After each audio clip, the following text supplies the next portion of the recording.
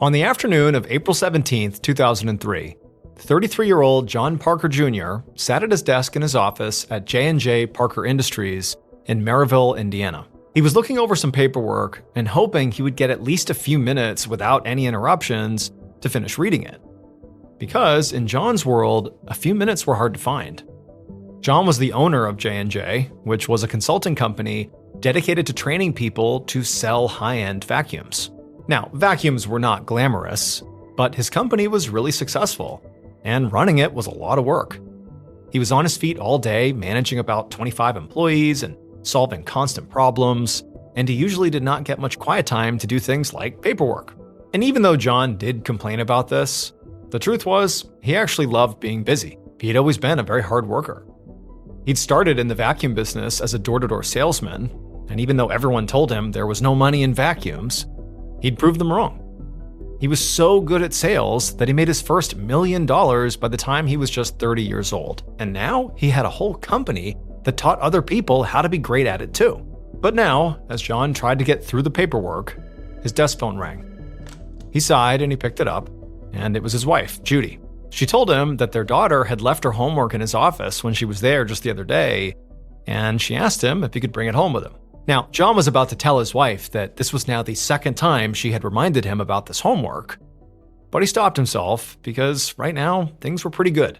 Things between them were solid, and so he tried to remind himself that it was not worth messing that up. So John and Judy had been married for 10 years, and she was his partner in life and in business. They had raised 4 kids together, and Judy was actually the second J in J&J Parker Industries. John knew that to everyone else they looked like a happy, successful power couple, but the truth was much more complicated, because about a year ago, Judy had an affair. And this had devastated John at the time, but he really wanted to give their marriage another shot. They'd been living in Michigan at the time, and they agreed that moving the business to Merrillville, Indiana, where John was from, would be a good way to start fresh. And so far, they both felt like it had been the right call. The business was doing really well, things were looking up, and most importantly, John and Judy were actually getting along. So now, instead of getting annoyed at his wife for repeatedly asking him about the homework, he just said, sure, and that he would see her later for their date night. As soon as John hung up with Judy, he heard a knock on the door, and his office manager, Barry Jones, charged in holding more files. Barry dropped them on John's desk and said sorry, but he needed a signature. It was for the final termination paperwork for an employee John fired, whose name was Derek Hall. So a week earlier, John had made the very difficult decision to let Derek go. It wasn't personal. Derek just wasn't a good fit.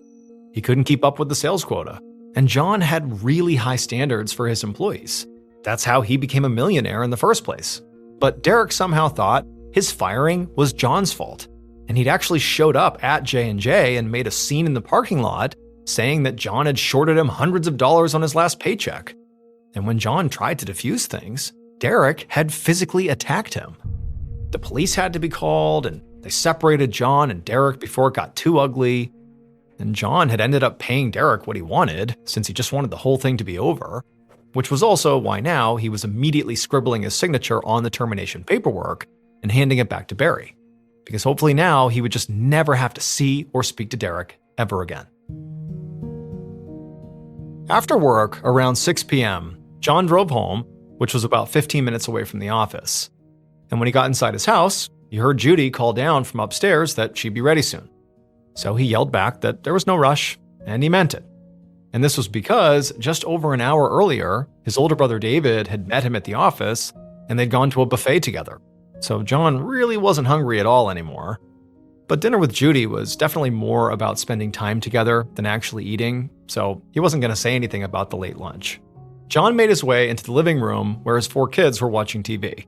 It was his 17-year-old daughter, Christina, her 15-year-old brother, Daniel, and their 2 younger sisters. The older kids were going to babysit the younger ones tonight so that he and Judy could go out. But when John tried to make conversation with them, Christina and Daniel gave him the cold shoulder. Now, to any other parent, this could be interpreted perhaps as just typical teenage behavior. But to John, it was more loaded than that. So Christina and Daniel were actually his stepkids. John had been in their life since they were really little, and he considered himself to be their dad. And John had always tried to be very involved in things like coaching Daniel in baseball and going to school concerts and parent-teacher conferences. But his relationship with these kids had changed lately, and frankly, both of the kids had really begun acting out. Christina repeatedly threw parties at their house whenever he and Judy were gone, while Daniel was combative and hung out with a group of friends who were seemingly always in trouble with the law. And this had created a lot of conflict between them and John, because he was the one who tried to discipline them, while Judy sort of always played the good cop. But John knew better than to try and force them to talk to him. So when he went in there, he just kept quiet and they all watched the TV until Judy came downstairs and said she was ready to go.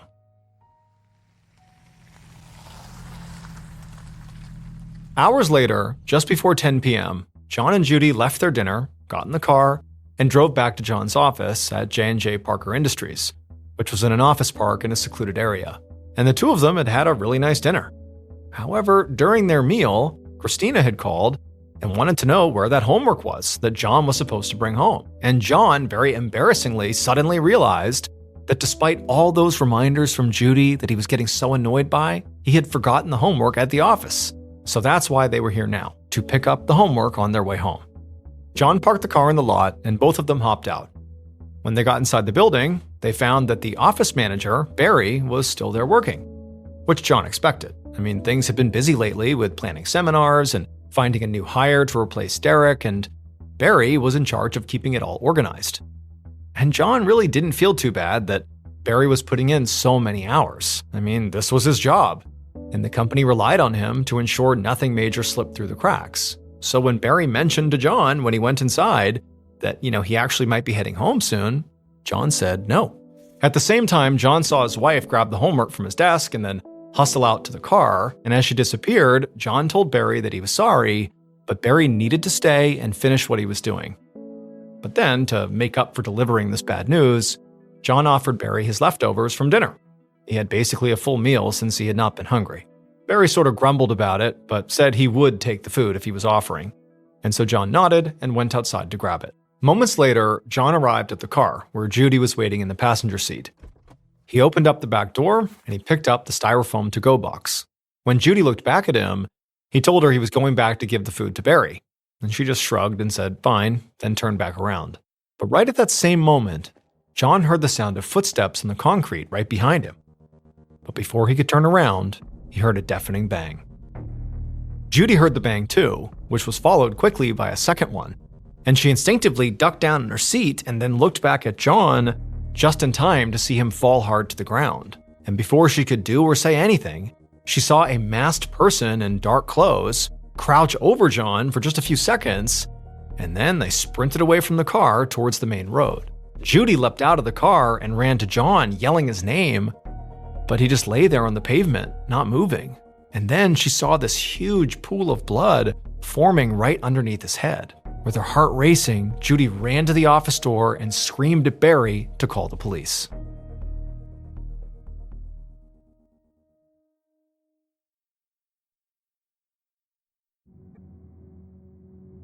By about 10:30 that night, the parking lot at J&J Parker Industries was overrun with officers and crime scene technicians.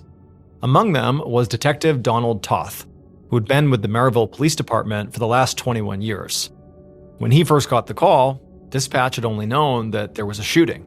But when he arrived on the scene, a first responder told him that there'd actually been a fatality. 33-year-old John Parker Jr., who had been identified by two witnesses at the scene. The first responder also explained that when they got there, before they spoke to the witnesses, they had looked for John's wallet to identify him. But the wallet had not been in his pockets or in the car. And when Toth heard that, his first thought was that maybe this was a robbery. But as soon as he walked over and got a look at John, he immediately revised that theory. John was on his back behind a parked car, and the first thing Toth noticed was that he had a lot of nice jewelry on.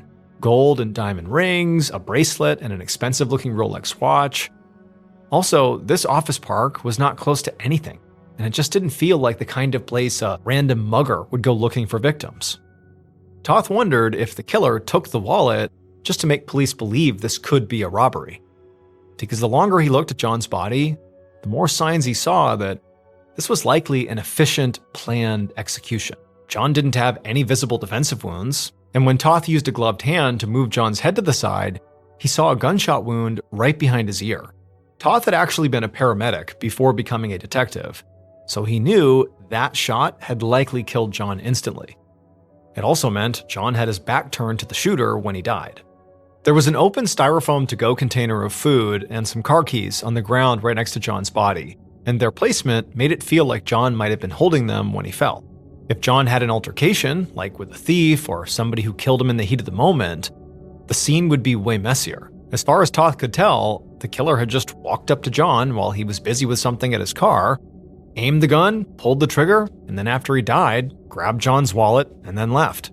Which also meant the killer very likely had not been at the scene long enough to leave behind much evidence. All Toth saw were just 2 shell casings, and he doubted there would be footprints or DNA. And when Toth spoke to some of the other officers at the scene, he learned they'd already done a sweep of the office park, and they'd looked in dumpsters and bushes and on the roofs of all the buildings, but they hadn't found anything, and they didn't see any cameras or surveillance in the area. So, as Toth stood in the middle of the parking lot and watched his officers continue to search the scene, he realized he was the lead on a case with virtually no forensic evidence, which might have been daunting, but he did have at least 2 witnesses. About an hour later, Toth sat down across a table from John Parker's wife, Judy, inside of an interrogation room inside the Merrillville police station. He'd learned a few things about Judy already. She had been the one who told Barry to call the police, and she was with John when he was shot. He also knew that, as the spouse of the murder victim, she was his best suspect. Now, Toth didn't really think Judy was the actual shooter, but considering how pristine the crime scene was, he knew it was possible this was a hit, done by a professional, and Judy maybe could have hired them. But as Toth spoke to Judy, he started to waver on that theory. She couldn't stop crying, which made it hard for her to get her words out, and when she did speak, it was slow, like it was taking her a lot of effort to say anything at all. She did manage to give Toth a timeline, how she and John had gone out to dinner for their date, and then stopped over at the office after, since one of their daughters had left some homework there. She said the office manager, Barry, had been there, and that when she had gone back to the car, she knew that Barry and John were speaking.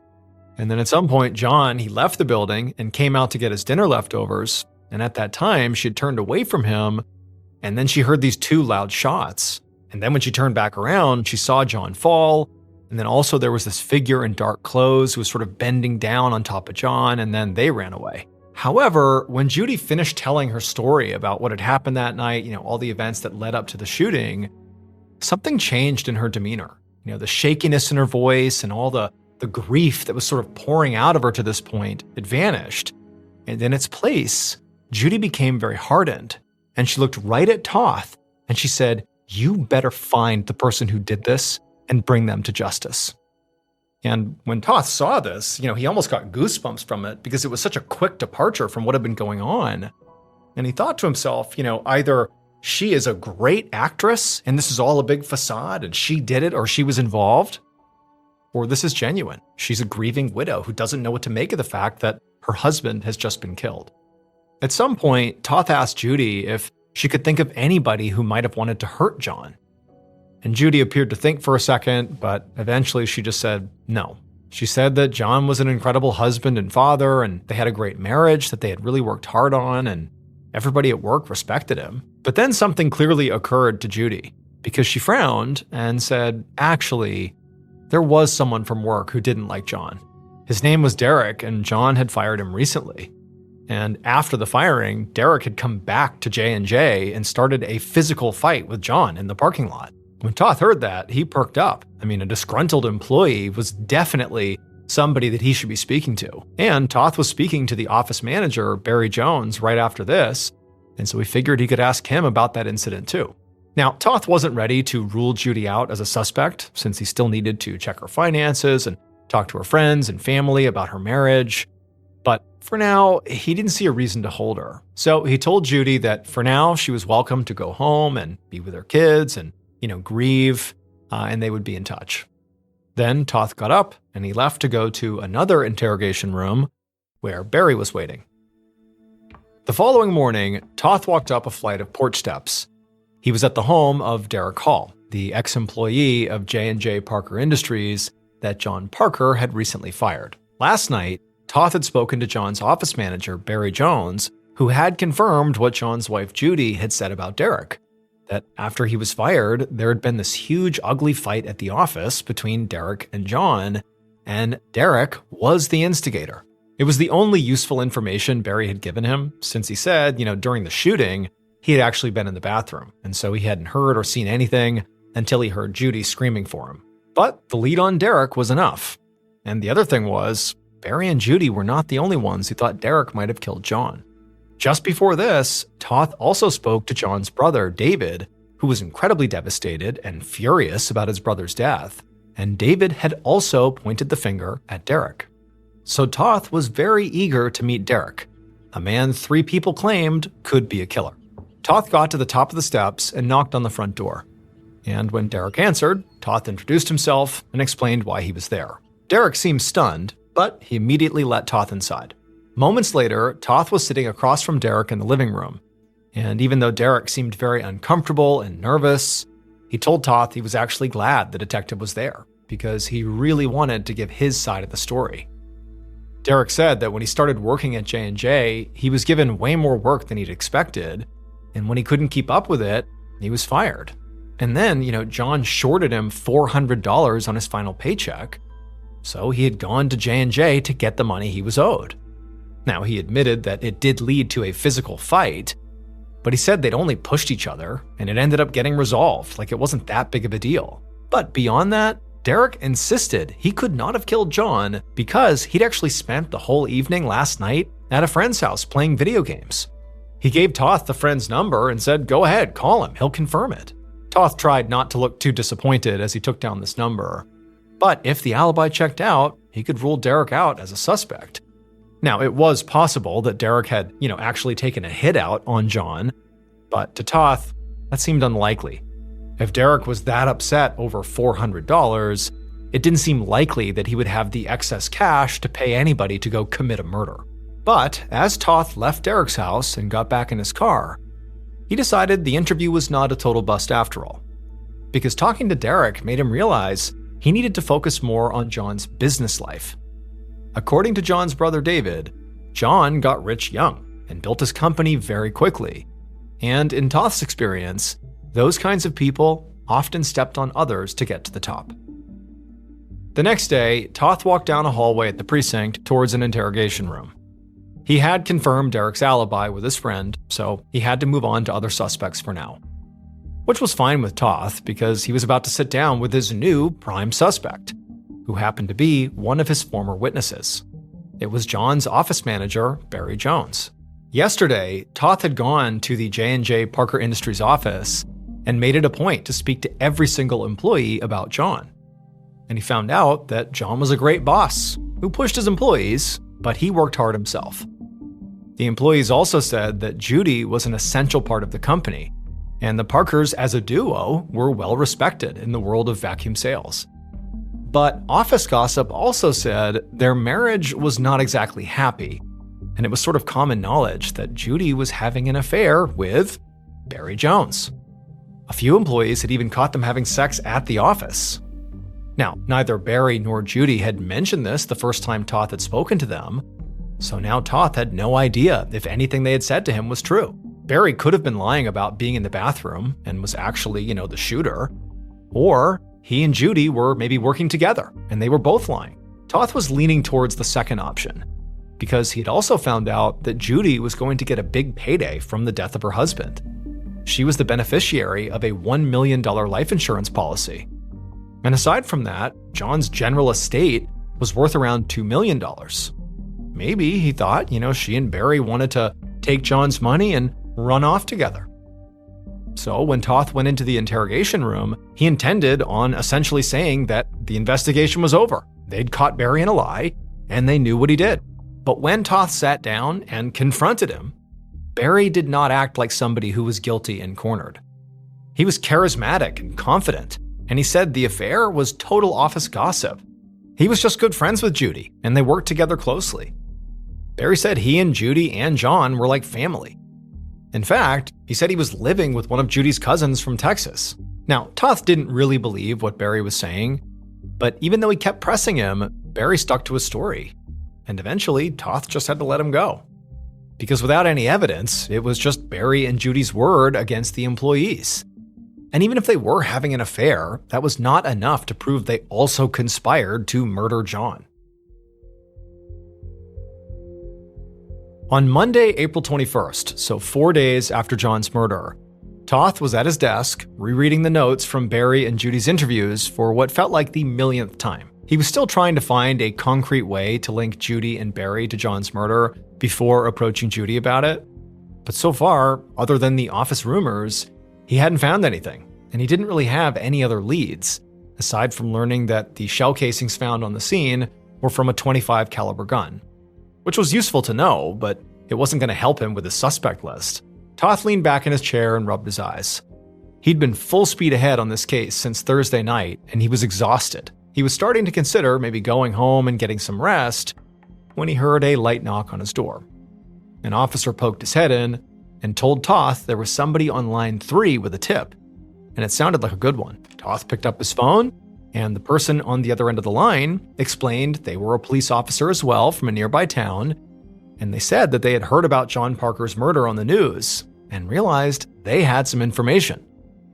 So about 6 months earlier, this officer had been called to a local juvenile detention facility to take a report. The staff there had done a random search on their kids and found that 2 of them had a lot of cash, over $200. Having cash was against the rules, and when the kids were asked where they got it, they said it was payment for a hit on John Parker. Now, that stunned Toth, but not nearly as much as what the officer said next. These 2 kids said the person who had arranged this hit was a former high school classmate of theirs named Daniel Hicks. And Toth couldn't believe what he was hearing, because Daniel Hicks was John's own 15-year-old stepson. Toth had really begun to think that this murder could be a professional hit, but it did not occur to him that this hit could be linked to family and also a child. Now, the officer on the phone explained that they really hadn't taken this very seriously at the time, so no one had notified John's family or spoken to Daniel about it. Which, Toth did not have to point out here, but this was a huge screw-up. But he wasn't focused on, the right and wrong of it. He was just focused on figuring out what happened. And so Toth got the names of these 2 kids with the cash from the officer, and when he hung up, he immediately sent some of his own officers to track these kids down. Then Toth put in a call to Judy. He needed to bring her son, Daniel, in for an interview. And since he was a minor, Judy was going to have to come too. Late that same night, actually after midnight, Toth was once again inside of an interrogation room with Judy. But this time, instead of answering questions herself, Judy was sitting at the back of the room, watching while her son Daniel sat at the table with Toth and a few other detectives. Toth had spoken to Judy right before this, and she had seemed genuinely shocked to hear that her child apparently asked somebody to kill John. She told Toth there had to be a mistake here, and she was happy for police to speak to Daniel directly because that would allow them to clear this all up. Toth had decided not to ask Judy about the affair with Barry at that moment because she was being very cooperative, letting them speak to her son, and he also just didn't want to upset her and have her change her mind. They also had not been able to find those 2 kids that Daniel supposedly hired. And so right now, Daniel was the only one he could speak to. And so now, watching Daniel, Toth could see he was acting like a typical young person who was in trouble. He seemed nervous, and he was blinking a lot, and he kept rearranging his hands like he wasn't really sure what to do with them. And so Toth decided his best approach was just to be direct. Maybe he could scare the truth out of Daniel. So right off the bat, he told Daniel he knew about the murder for hire, and he told him to explain himself. And to Toth's surprise, Daniel took a big breath and then said it was true. He had actually paid 2 friends some money he had saved from his allowance because he hated his stepdad. John was always on his case and yelling at him, and Daniel just wanted it to stop. But Daniel said he didn't want John to die. He was adamant that he had just asked his friends to, teach John a lesson and beat him up. Toth thought about this.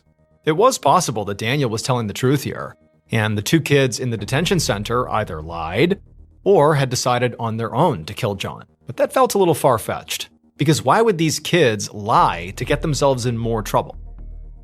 Toth thought it was much more likely that Daniel was the one who was lying, and Toth was not about to let Daniel go anywhere until he found out for sure. So he told Daniel and Judy that he was sorry, but they were going to have to take Daniel into custody. Then Toth called some officers in to make the arrest, and as he left the room, you could hear Judy and Daniel sounding completely shocked behind him. Now, at this point, even though Toth had been up all night and he was totally exhausted, at the same time, he actually felt far more alert than he did even in the couple days before. Because now it felt like they really were, making movement on this case. And so instead of trying to get some rest back at his house, he went back to his office, poured some coffee, and kept on working.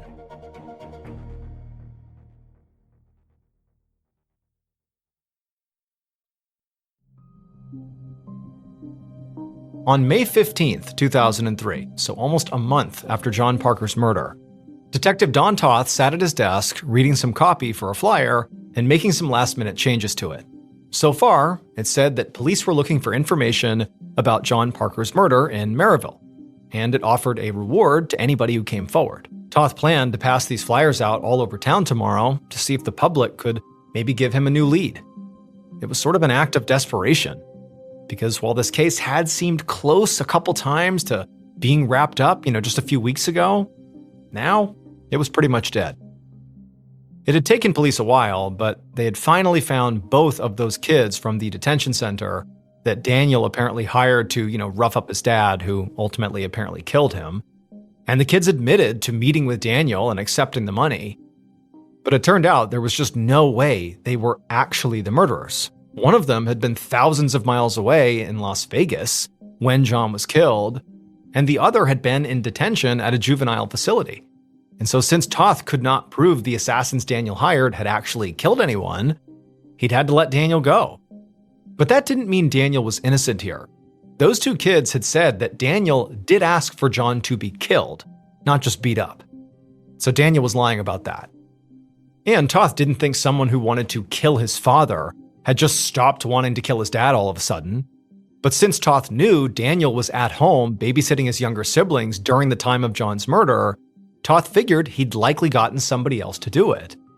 But Toth couldn't just keep talking to Daniel, because Judy had gotten a lawyer, and they were now not letting Toth question the family members at all anymore, which was very frustrating, since Toth wasn't done with Judy either. Out of everyone, she benefited the most from John's death because she was a beneficiary on his life insurance. And she was very likely having an affair with his office manager, Barry, and so maybe part of her motive could have been just to hide the affair from him. And then also Barry. He's potentially having this affair with Judy, John's wife. He might have a motive as well to get rid of John, to just keep this thing a secret. Also, he definitely seemed to think that John was, a pretty tough boss, and so maybe he just had had enough, and he was complicit or actively involved in getting rid of John. He was also at the scene of the crime right when it happened, and since there weren't any cameras, Toth couldn't actually confirm Barry's version of events. But at this point, Toth didn't have the evidence he needed to prove any of these suspects actually killed John or hired somebody to do it.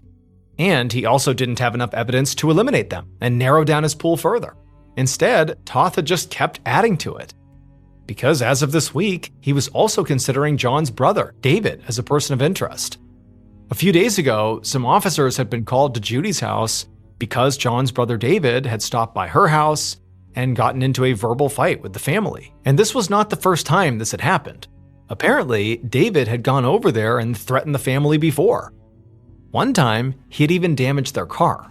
This kind of behavior could mean David was just lashing out because he was grieving, but it also could mean he was erratic and potentially violent. Plus, he had been with John on the afternoon of the murder at that buffet, and he knew that John was going to have dinner with his wife later, so he could have guessed that John would check in at the office after they were done eating, since he was a famously hard worker. Toth sighed and took a break from looking at this flyer. His brain was fried, but he felt hopeful these flyers would give him the tip he desperately needed to break this case. And so the next day, Toth and some other officers passed these flyers out. But then weeks went by with no tips. And even though Toth did eventually get a few responses to the flyers, none of them gave him any actual evidence. So over the next few months, Toth spent his days in his office, poring over files for something he missed, or maybe a witness they didn't interview, or evidence they'd maybe overlooked. But there was just nothing. And as the months turned into years, Toth had to turn to other projects. And eventually, the John Parker murder case went cold.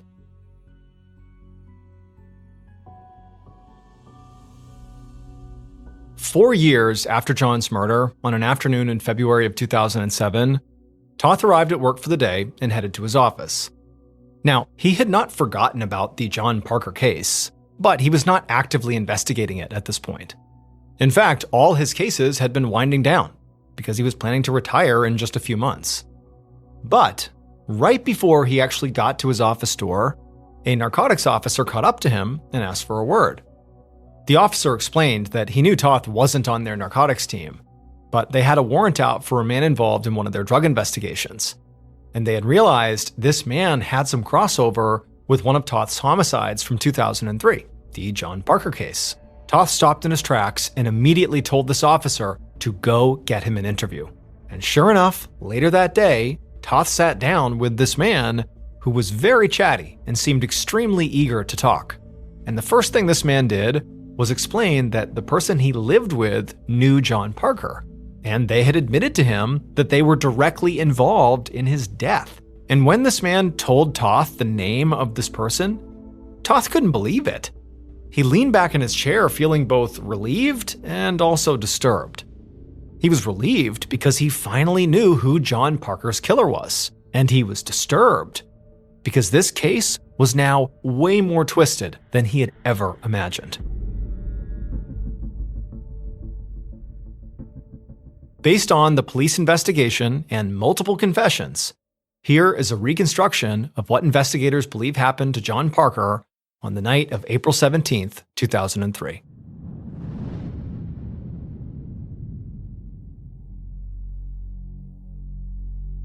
At around 10 p.m., the killer crept slowly through the shadowy parking lot at J&J Parker Industries. They were wearing a mask and dark clothes, and they were carrying a .25 caliber gun. They could see John's car by the office entrance, with Judy sitting inside of it. But she was not the killer's target. John was. And John was also near the car. He was not inside of it. He was standing right outside one of the back car doors. It was open, and he was rifling around, inside the car, looking for something. And as the killer stared at John, thinking about what they were going to do next, they thought about John, who this man was, and how controlling and selfish he was. He had made the killer's life a living hell. And now, the killer was going to get retribution.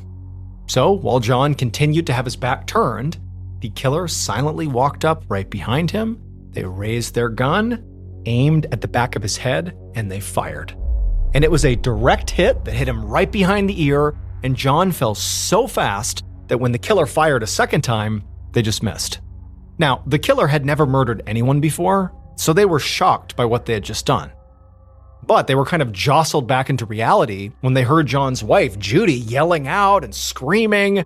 And so quick as can be, the killer grabbed John's wallet, so the police would think this was maybe a robbery gone wrong, and then they turned and sprinted off into the night.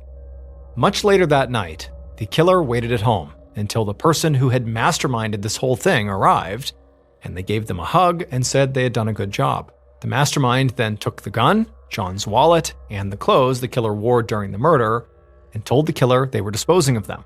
And the killer just listened, feeling very relieved.